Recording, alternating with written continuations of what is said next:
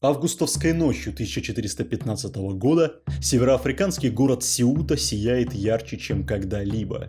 Жители жгут на улицах города тысячи костров. Они пытаются создать впечатление, что в городе находится огромная армия, ведь на рейде у города стоит португальский флот, готовый к штурму. Но обман не срабатывает, и с первыми лучами солнца португальцы начинают наступление и очень быстро прорываются за городские стены. Во главе атаки лично король Португалии Жуан Добрый и трое его сыновей. Для современников это был всего лишь еще один эпизод многовековой войны христиан и мусульман. Сегодня мы знаем, что за стенами Сеуты начиналась дорога, которая приведет европейцев к берегам Индии, Китая и Нового Света. Однако для людей 15 века все это было еще совершенно неведомо и немыслимо. Мир, в котором они жили, был гораздо меньше, чем тот, который знаем мы. Европа рубежа 14-15 веков переживала противоречивое время. Эпидемии чумы, войны и внутренние раздоры соседствовали с ростом городов, развитием ремесел и первыми признаками будущего возрождения. Но при всех этих переменах европейцы по-прежнему оставались на окраине мировых торговых путей. Основные дороги, связывавшие Европу с богатствами Востока, проходили через земли зачастую враждебных мусульманских государств. Именно через них в Европу поступали специи, красители, фарфор, драгоценности и многие другие товары. Более того, эта проблема постоянно усугублялась по мере роста нового лидера мусульманского мира – Османской империи. И чем сильнее становились турки, тем очевиднее становилась проблема. Европа зависела от маршрутов, которые она сама не контролировала. Выход виделся только один – найти путь к богатствам Востока в обход мусульманских посредников. Но сделать это было гораздо сложнее, чем кажется сегодня. Проблема заключалась не только в расстояниях. Европейцы даже не представляли себе, как устроен мир за пределами привычных им морей. Главными авторитетами в географии оставались античные авторы, прежде всего Птолемей. Согласно его представлениям, Африка далеко на юге соединялась с неизвестной Южной землей, а Индийский океан был замкнутым внутренним морем. Земли за Сахарой были почти неизвестны и считались непригодными для жизни из-за нестерпимой жары. За пределами известного мира начиналась область догадок, легенд и страхов. Чтобы отправиться туда, недостаточно было иметь корабли. Нужно было сначала усомниться в картах, книгах и представлениях, которым верили многие поколения людей. И что самое сложное, нужно было решиться проверить их на практике.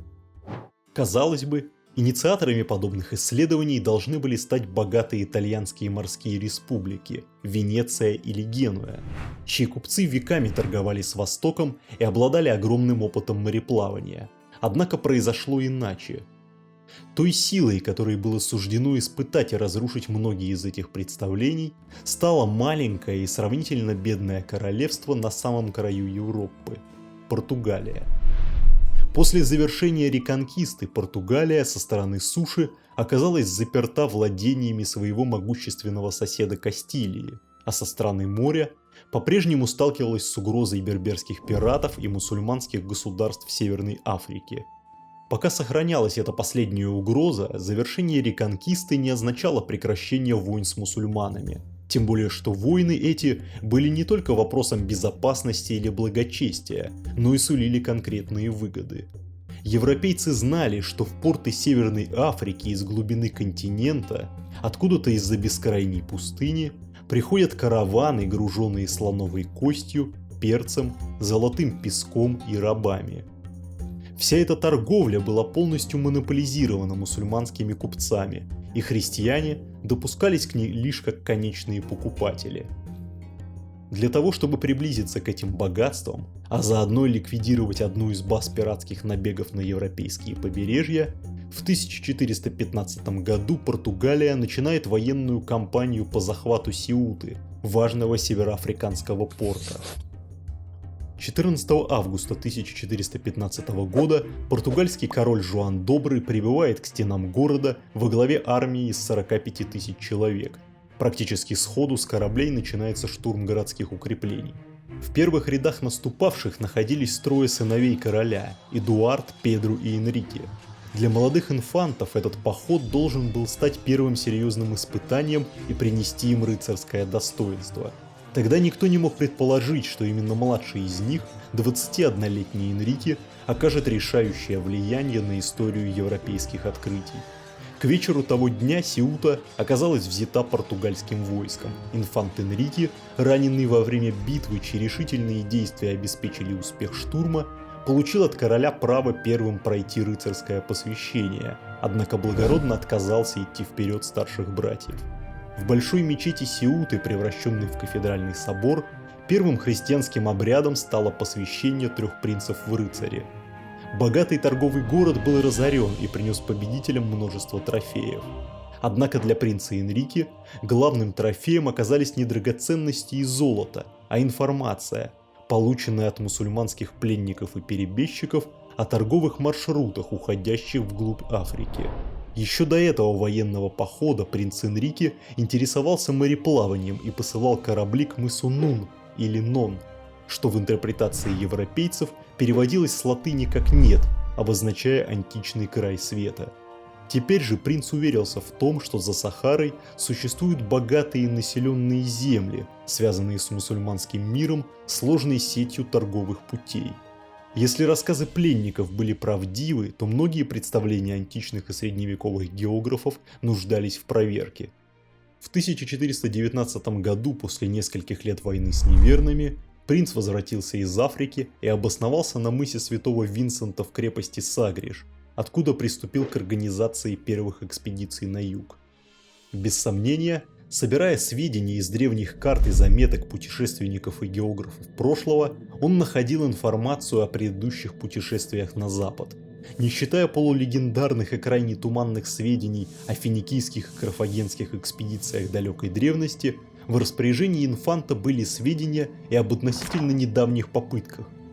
Так, в 1291 году двое братьев из Генуи, Вандина и Угалина Вивальди, на 2 хорошо вооруженных галерах вышли в Атлантический океан в поисках морского пути в Индию. Последний раз их видели у побережья Марокко, после чего они исчезли навсегда. Спустя годы, в 1312 году, их соотечественник Ланселотто Малачелло отправился на поиски пропавшей экспедиции, однако случайно заново открыл для европейцев Канарские острова и на 20 лет застрял на острове, позже названном в его честь – Лансароте. В 1346 году каталонский мореплаватель Жауме Феррера на своем галеасе отправился с Балиарских островов к мысу Бахадор, считавшимся краем мира тогдашними мореплавателями. Ему, вероятно, удалось добраться до Канарских островов и мыса, однако о дальнейшей судьбе экспедиции ничего не известно. Опыт прошлого показывал, что даже лучшие мореплаватели своего времени, а генуэзцы и каталонцы на Средиземном море считались именно такими, не могли добиться успеха случайными и плохо подготовленными экспедициями. Чтобы шаг за шагом преодолеть предел мира, требовалась долгая и систематическая работа. Энрике начал собирать вокруг себя людей, готовых посвятить этому делу годы жизни. Он привлекал опытных капитанов, картографов и лоцманов, а молодых дворян воспитывал в духе служения своему проекту. Не менее важным оказалось и то, что к началу 15 века в распоряжении европейских мореходов появились инструменты, которых не было у их предшественников. Прежде всего это был компас. Хотя магнитная стрелка была известна европейцам уже несколько столетий, теперь она из редкой диковинки стала обычным навигационным прибором. Компас позволял определять направление даже тогда, когда берег скрывался за горизонтом или небо затягивали облака. Одновременно развивалась и картография. Если многие старые карты создавались скорее как иллюстрации к трудам античных авторов, то новые морские карты, портуланы, предназначались для практического плавания. Они составлялись на основе наблюдений моряков, достаточно точно передавая очертания берегов и позволяя прокладывать курс с гораздо большей уверенностью. Наконец, португальцы получили новый тип судна – каравеллу. Она была относительно небольшой, но отличалась хорошей мореходностью и могла брать на борт значительные запасы провизии. Особенно важным преимуществом стали латинские паруса, позволявшие эффективно использовать ветер и двигаться даже тогда, когда он дул навстречу. Ни одно из этих новшеств само по себе не гарантировало успеха.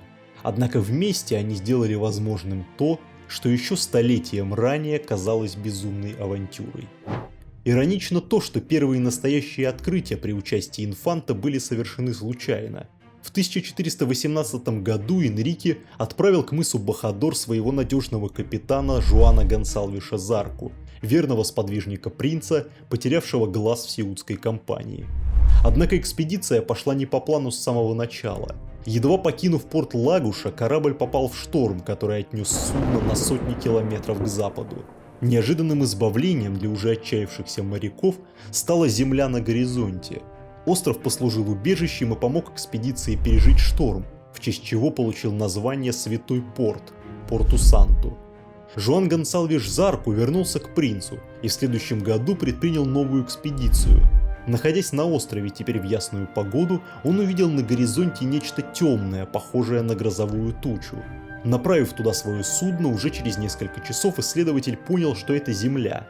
Так он открыл крупный лесистый и гористый остров, получивший название Мадейра, то есть лес по-португальски. Острова были необитаемы и стали привлекательной целью для основания поселения. Первооткрыватель этих земель получил пожизненное губернаторство с правом передачи его своим наследникам и уже в 1425 году основал первое поселение на острове. Мадейра стала для Португалии источником древесины, вина и драконовой крови, особой древесной смолы, из которой получали красный краситель. Для Энрике ценность имела не столько приобретение новых земель, сколько сам факт их открытия. На протяжении столетий Атлантический океан воспринимался европейцами как окраина мира, опасное и малополезное пространство, где редко можно было найти что-либо, кроме бурь и туманов. Теперь же выяснилось, что в открытом океане существуют пригодные для жизни земли, способные приносить доход и служить опорными пунктами для дальнейших плаваний. В 1427 году капитан Диего де Сильвиш, отправившись с Мадейры на северо-запад, увидел некие острова, однако по поводу их наличия и точного местоположения никто не был уверен. Для проверки этой информации в 1430 году отправляется экспедиция Гонсало Кабрала. Она не сумела отыскать города, но открыла группу скал, названных муравьинами – Формигаш. Их наличие посреди открытого океана намекало на то, что где-то неподалеку должна быть еще какая-то земля. В 1432 году она наконец-то была найдена – остров Санта-Мария. Пока что португальцам было неизвестно, что это лишь часть крупного архипелага Азорских островов. Остальные были открыты после основания постоянного поселения на Санта-Марии в 1436 году. Однажды беглый раб, укрывшись в лесу на самой высокой точке острова, увидел у горизонта нечто похожее на полоску земли и с этой информацией вернулся к своим хозяевам, за что был прощен. Так был открыт остров Сан-Мигель, а за ним постепенно и другие. Впрочем, история с западными островами хоть и укрепила веру Энрике в свои знания и навыки своих капитанов, она все еще не приближала его к главной цели – достижению Индии и богатых земель южнее Сахары. Главная цель по-прежнему оставалась далеко на юге, за мысом Бохадор, рубежом, который европейские моряки уже много поколений считали пределом известного мира.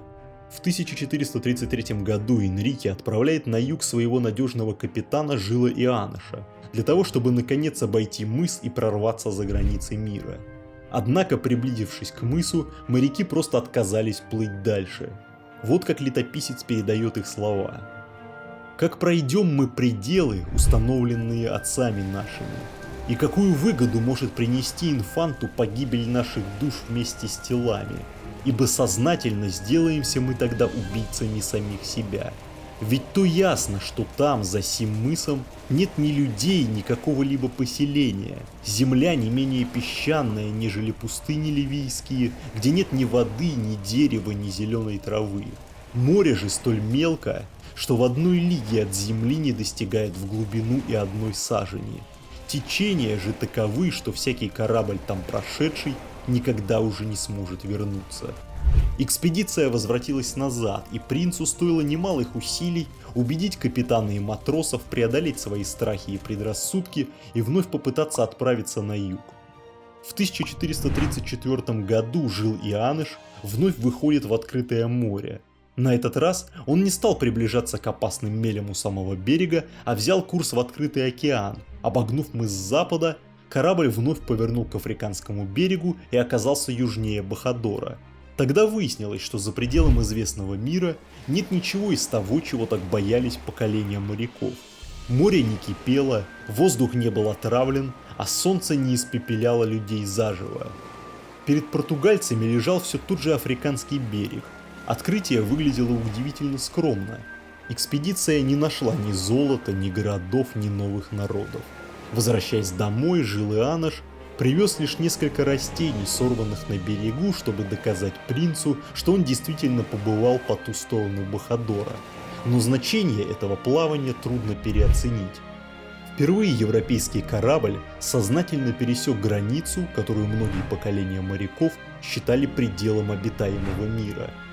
Главным результатом экспедиции стали не новые земли и не богатства, а разрушение тысячелетнего страха перед неизвестностью. Принц хорошо понимал это, и моряков, несмотря на отсутствие добычи, ждала щедрая награда. Уже в 1436 году экспедиция капитана Афонсу Гонсалвеша Балдая прошла на 300 километров южнее мыса и открыла, как им казалось, устье широкой реки, впадающей в океан. Из сочинений Геродота и арабского географа Идриси португальцы знали, что где-то южнее Марокко должна быть река, на которой в огромных количествах добывали золото. Поиски этой реки также были одной из целей экспедиции вдоль западного побережья Африки. Поэтому новооткрытая якобы река тут же получила название в честь той самой легендарной золотой реки – Рио-де-Оро. Сегодня это название смотрится весьма иронично, ведь это всего лишь залив посреди пустыни, и никакой реки, а тем более золота, там нет. Главной задачей исследователей был захват какого-нибудь пленника из местных жителей, который мог бы рассказать об этих местах и о том, что лежит южнее. С этой целью еще в Португалии на борт предусмотрительно взяли 2 лошадей. На берег высадились 2 вооруженных 17-летних юношей-дворян и верхом отправились вдоль берега воображаемой реки в поисках местных жителей. Через какое-то время они столкнулись с группой из 19 мужчин и без раздумий атаковали ее, несмотря на их явное численное преимущество. Появление 2 неизвестных всадников так ошарашило туземцев, что они не смогли толком оказать сопротивление, однако и юношам не удалось захватить в плен ни одного из них. Такой стала первая встреча португальцев и людей, живущих за краем света. Экспедиция была вынуждена возвратиться, и трофеями для принца послужили лишь вещи, брошенные противником при бегстве. После этого случая на картах появился Ангра-дож-Кавалаш, или залив лошадей.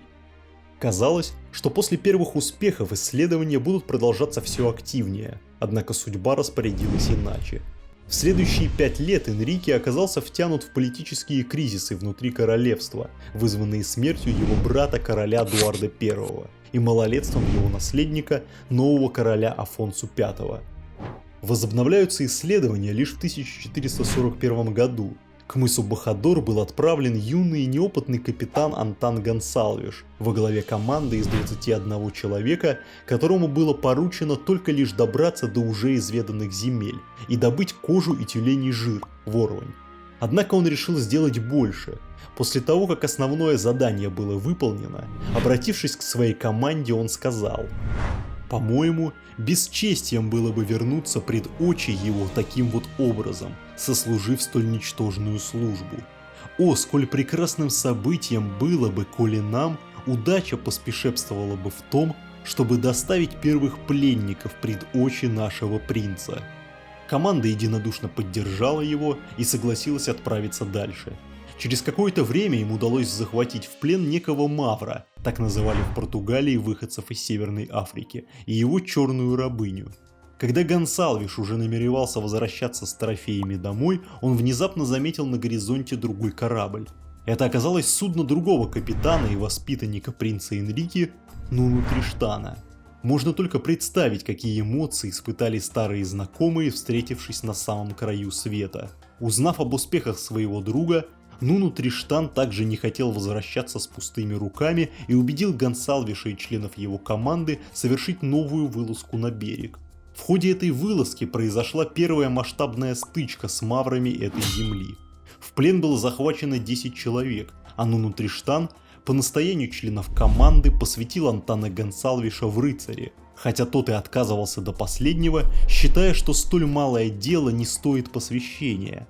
Так на карте появилась гавань рыцаря, которую под этим названием все еще можно обнаружить на старинных картах тех мест. Антан Гонсалвеш с добычей возвратился в Португалию, а Нуну Триштан продолжил двигаться на юг, желая отодвинуть границу мира еще дальше. Им был достигнут Белый мыс, Каба-Бланка, сегодня полуостров Рас-Нуадибу на границе Мавритании и Западной Сахары, названный так в честь окружавших его белых песков.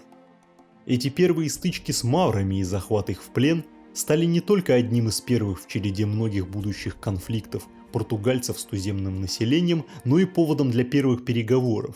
В плен к португальцам среди прочих попал некий знатный мавр, который в отличие от остальных знал арабский язык, знакомый португальцам.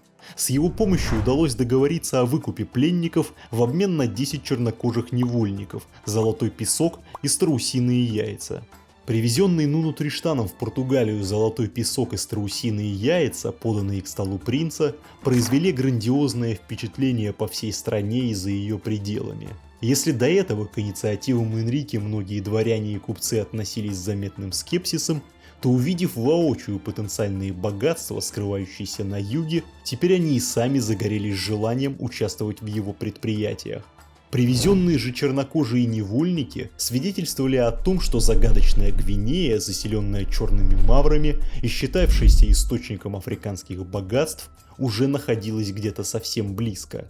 В 1443 году Нуну Триштан вновь отправляется в плавание и в этот раз открывает залив Аргуин, где вновь захватывает пленников. Через некоторое время именно этот залив станет целью португальских грабительских рейдов с целью захвата невольников. Привлеченные новостями о богатой добыче купцы отнюдь не стремились снаряжать рискованные исследовательские экспедиции. Гораздо прибыльнее были грабительские рейды на уже нанесенных на карту берегах. Эта алчная погоня за прибылью в постоянных стычках с местным населением привела и к первым жертвам с португальской стороны. Для многих было очевидно, что намного выгоднее наладить нормальные торговые отношения с маврами, чем заниматься грабежом, вследствие которого португальцы уже приобрели среди местного населения славу людоедов, иначе зачем еще они массово похищают людей? Узнать больше о местных и наладить с ними контакт решился Жоан Фернандеш, один из членов команды Антана Гонсалвеша. Он попросил высадить его одного на берегу Рио-де-Оро и вернуться за ним через год. Для остальных португальцев его поступок представлялся чем-то на грани безумия. Однако, когда через 7 месяцев за ним вернулись, ко всеобщему удивлению он оказался жив. И в самом деле он прожил все это время среди местных и освоил их язык, и с помощью него португальцам удалось установить нормальный торговый контакт с туземцами. Эти первые мирные торговые контакты оставили яркие впечатления как у местных, так и у португальцев. Летописец упоминает эпизод, произошедший с двумя португальцами, которых Антан Гонсалвеш отдал маврам в качестве заложников на время ведения торговых переговоров. Сии двое были отведены в шатры мавров, где было весьма большое количество мавританок, и к тому же из лучших в той земле. И мавританки, взирая на тех двух заложников, задумали покорить их, выказывая весьма великое желание возлечь с ними. Они по доброй воле показывались такими же нагими, какими впервые вышли из утроб своих матерей, и равным образом делали им многие иные знаки, весьма срамные. Заложники, однако, устояли перед соблазном, опасаясь, что это лишь уловка мавров, чтобы получить достойный повод убить их. Тем не менее, торговля была налажена, и уже через несколько лет для ее поддержания у мыса Каба-Бланка и залива Аргуин были выстроены португальские форты, ставшие первыми из множества португальских владений, что в течение следующих веков раскинутся по всему миру. Помимо прочего, Жоан Фернандеш рассказал и о том, что раньше предполагали, но сомневались. Действительно, источником золотого песка и прочих богатств мавров выступает земля черных, расположенная южнее. Уже очень скоро португальцы смогли убедиться в этом на практике. В 1445 году экспедиция под командованием Диниша Диаша преодолела Белый мыс и отправилась дальше. Перед взором капитана предстало то, к чему португальцы так давно стремились. Безбрежные пески пустыни сменила зелень и пальмы.